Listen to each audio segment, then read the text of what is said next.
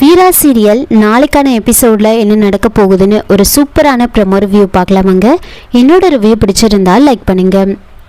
ராகவன் ஐவிட்னஸ்க்கு 10 லட்ச ரூபாய் பணத்தை கொடுத்ததை பார்த்த வீரா இதை வேற மாதிரி புரிஞ்சுக்கிறாங்க. மாறனை காப்பாற்றுறதுக்காக தான் ராகவன் பணத்தை கொடுக்கறதா நினச்சிக்கிறாங்க. இன்னொரு பக்கம் ராகவன் நடந்த எல்லா உண்மையையும் மாறன் கிட்ட சொல்லிடுறாங்க. அந்த கேஸ் கோர்ட்டில் ஹியரிங்க்கு வருது. அந்த ஐவிட்னஸ் மாறனுக்கு எதிர்ப்பாக சாட்சி சொல்கிறாங்க.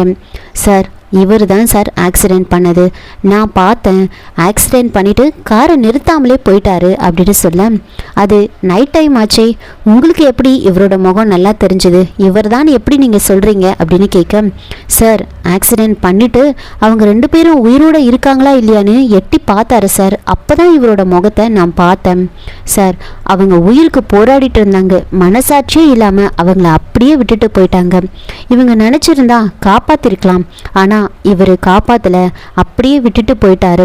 அவங்கள கொலை பண்ணணுன்றதுக்காக தான் இப்படியெல்லாம் பண்ணியிருக்காங்க அப்படின்னு சொல்ல, அதை கேட்டவங்க, சரி அவருக்கும் பாண்டியனுக்கும் ஏற்கனவே முன்பகை இருக்கிறதா சொல்றீங்க, இது எப்படி அப்படின்னு கேட்க, அதுக்கு அவரு, சார் ஏற்கனவே இவங்க 2 பேரும் சண்டை போட்டுட்டு இருந்ததை நான் பார்த்துருக்கேன், பாண்டியன் இவரை அடிச்சிட்டாரு, அதுக்கு தான் அவரு பாண்டியனை மிரட்டினாரு, உன் சாவு என் கையில தானே சொன்னாரு அப்படின்னு சொல்ல, உடனே அந்த வக்கீல் இதை சத்தமாக இன்னும் எல்லாருக்கும் கேட்குற மாதிரி சொல்லுங்கன்னு சொல்ல, அதே மாதிரி சத்தமாக அந்த ஐவிட்னஸ் எல்லாருக்கிட்டையும் சத்தம் போட்டு சொல்கிறாங்க.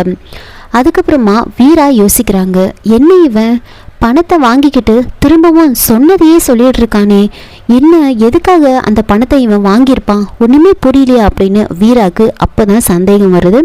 இதோட இந்த ப்ரோமோ முடிச்சிருக்காங்க. என்னோட ரிவ்யூ பிடிச்சிருந்தா லைக் பண்ணுங்கள், மறக்காமல் சப்ஸ்கிரைப் பண்ணுங்கள். தேங்க்யூ.